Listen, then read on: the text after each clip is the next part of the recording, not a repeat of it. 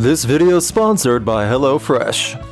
Not everyone is good in the kitchen, has the best equipment, or has time to dedicate to complicated meals. It's just how life gets for many of us. Thankfully, HelloFresh can help. HelloFresh is a meal delivery service that allows you to skip meal planning and grocery shopping. This leaves you more time to do things you actually want to do, like catch up on work, relax, find new music, anything, instead of having to plan out or question what to eat. What's great about HelloFresh is that setting up these home meal deliveries is cheaper than grocery shopping and is at least 25% cheaper than takeout. HelloFresh also offers vegetarian, pescatarian, and fit and wholesome meals to make it easy to stick to your goals. No matter what your diet is, HelloFresh can accommodate. Use my link in the video description or go to HelloFresh.com and use code POGROCKEDOCT16 and get 16 free meals plus free shipping. Don't waste time grocery shopping or overspending on fast food. Have food sent to your door and stop settling for bad meals again.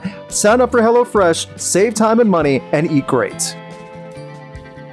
There's something about a how an album was made story that intrigues me when it's a difficult process. It only adds to the curiosity when the band comes out and says they were haunted while making the album, and in turn might have a haunted album in itself. Nothing sells units like a good ghost story. As it's spooky season, I wanted to make a video on some rock and metal albums where the artists themselves say they are haunted. The artists were haunted while making the music, or anything supernatural related that has a history with some well-known albums. This is not a top 10, no ranking, just a list. Please subscribe and hit the like button. It does help a ton. You know how these videos work. Let's get to it.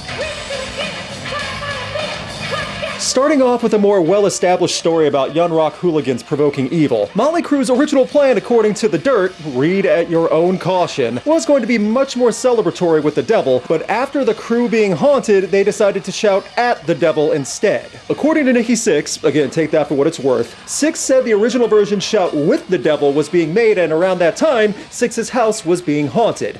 Band agent Tom Zutaut said he saw paranormal activity with a knife and fork rise up and stick into the ceiling all poltergeist style. Zutaut further explained in The Dirt, I looked at Nikki and freaked out. There is no more shout with the devil. If you keep shouting with the devil, you're going to get killed. You can believe what you want, but I truly believe that Nikki had unknowingly tapped into something evil, something more dangerous than he could control that was on the verge of seriously hurting him. Tom demanded like a glorified televangelist that if you keep shouting with the devil, you get destroyed. So you have to shout at the devil, and Mötley Crüe changed the album and song title.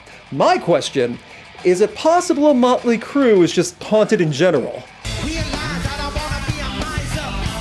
The dark magic starts at Rick Rubin's mansion in Los Angeles. Several haunted album stories start here, and one of the first was Blood Sugar Sex Magik from Red Hot Chili Peppers in '91. If a spirit is strong enough for a drugged up group like this in the '90s to notice, then an actual haunting might truly be occurring. That Rick Rubin mansion is truly infamous. It was once inhabited by Harry Houdini, so when Red Hot Chili Peppers moved in for the recording session, they probably regretted the Shining-esque visions they all saw. Chad Smith straight up refused to stay in the house, with the rest of the group saying he felt a presence. Flea told people that he definitely saw a woman in black. John Frusciante takes the cake, however, for saying he saw many friendly ghosts, including one ghost that was pleasuring itself in front of Frusciante.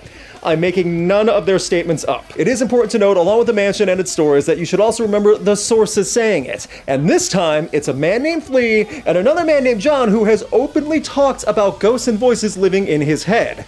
I'm just saying sometimes it might be less haunting and more hallucinations.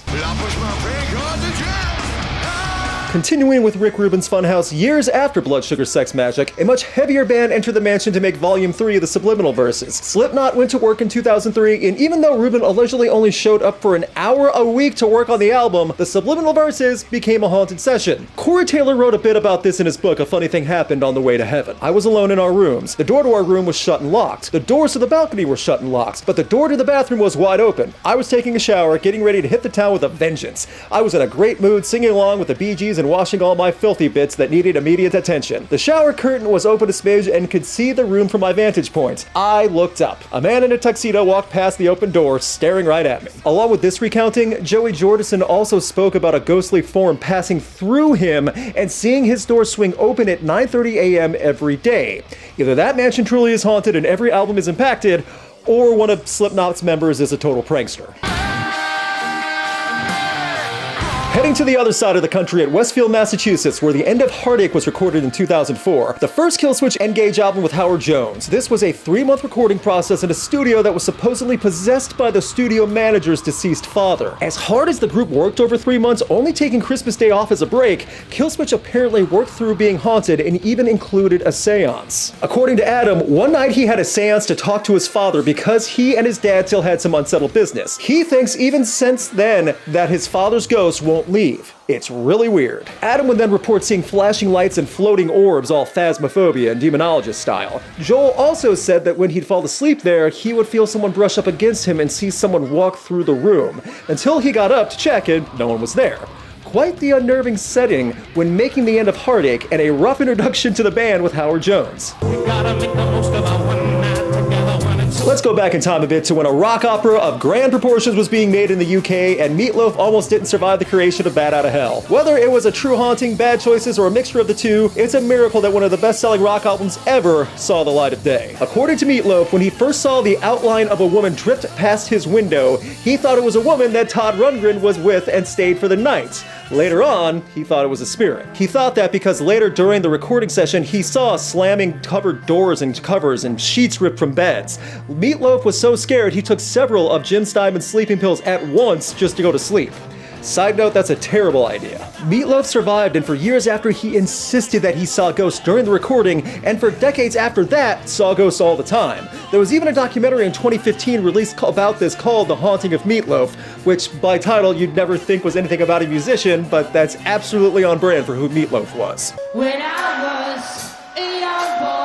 Let's move on to a different mansion, the Paramore mansion to be specific, and oddly enough, there is no connection to the band Paramore this time. The Black Parade was much more emo than imagined when you learn that some of the band had ghostly encounters while the album was being produced. At the Paramore mansion in Los Angeles, Mikey Way, who was already going through a rough time, was pushed to his breaking point and having, quote, a series of breakdowns. He would leave the mansion and could not stay there. Bob Pryor later said in an interview that the Paramore was creepy, telling Alternative Press, "I remember walking into Ray Toro's room one day and seeing him visibly shaking with a toothbrush in his mouth. I asked him what was wrong, and he said he was 100% positive he saw a lady in a white dress walk down the hallway." So the next time you listen to the Black Parade, remember that several band members almost lost their minds and saw spirits as they were trying to create their most well-known album. Also, I hope those spirits knew how special it was to hear Welcome to the Black Parade before anyone else.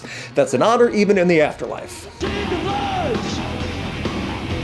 So this entry, I can't really feel bad for Killing Joke, as they went far out of their way to stir up some ancient spirits to the point of potential curse. When a band is trying to figure out a creative way to make an album, traveling to the Great Pyramid of Giza and bribing Egypt's Ministry of Antiques is going to lead to trouble. To better explain, Killing Joke were talking with a physicist who also believed in aliens and temporal gates, and they all thought it would be smart to record an album inside an ancient pyramid. Yeah, you get what you deserve. Jazz Coleman explained to Kerrang, "The first thing that happened was our engineer fell asleep in King's chamber. He suddenly had some nasty vision, sprang up, banged his head on the lintel, and ran out screaming. After this, he said he'd never go back again. He said there were thousands of alien eyes staring at him. Then when he came out, there were about 800 or 900 Bedouin tribal warriors outside the Great Pyramid. It was like a set from a movie. They had all these bonfires and they were chanting. It was just wild." One of the ancient wonders of the world should be treated with respect and probably not used as a cool setting to create an album just because you want to check out alien apparitions through stargates. My head feels funny just explaining all that. When Radiohead decided to go experimental, I don't think they meant to experiment with spirits, but that's definitely what Tom York ended up doing. Radiohead documented a lot of their experiences into a former actress's house-turned-studio, and that includes the rest of Radiohead watching York lose it. The band's work was already intense by having to set up equipment in parts of the house with more echo and acoustics. Again, this was not a professional studio, but then several Radiohead members started experiencing encounters. First, it was Johnny Greenwood, who said he'd wake up at a different spot than going to bed with no memory of getting up at night. Then Tom started getting affected by it, almost to the point of insanity. Phil Selway said Tom tried to shave his own head in the middle of the night, but was too exhausted to finish it and left it unfinished. The next morning, Phil had to help out. York repeatedly heard different voices every night and got more anxious by the day because of it. It's impressive how Radiohead was able to create such a monumental album both for themselves and for the 90s, while actively unnerved every day. One band member inexplicably teleporting at night, and another slowly losing his mind.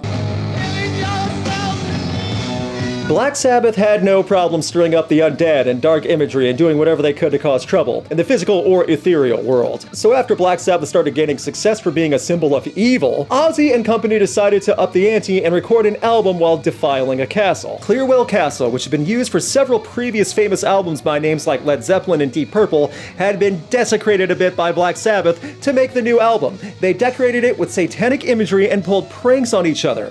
The spirits eventually had enough. Tony Iommi explained, "We rehearsed in the armory there, and one night I was walking down the corridor with Ozzy, and we saw this figure in a black cloak. We followed this figure back into the armory, and there was absolutely no one there. Whoever it was had disappeared into thin air. The people that owned the castle knew all about the ghost, and they said, 'Oh yes, that's the ghost of so-and-so.' We were like, what?" So not only was Black Sabbath being haunted, it turns out that the castle was well established as haunted before Sabbath Bloody Sabbath was even made, or the owners just pull pranks on everyone there.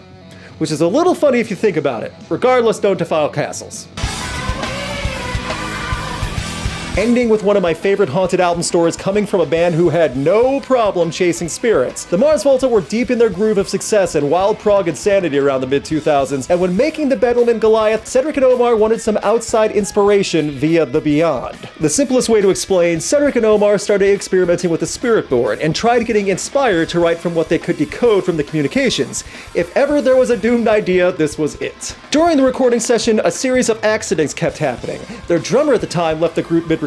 Cedric was in agonizing pain after relearning to walk from surgery. The sound engineer had a total nervous breakdown. The studio flooded. Audio files were mysteriously deleted from hard drives. They were convinced they were being haunted. It got to the point that Omar took the spirit board, broke it in half, and buried it in a location he would never tell anyone, including Cedric. The Bedlam and Goliath finally saw the light of day. It was a great album, and it was apparently co-written by angry spirits who were pulling pranks on the band the entire time. Nothing like a good behind-the-scenes story for making a Grammy-winning album. And after making the album, the Mars Volta released a special edition planchette USB drive with the album on it for fans.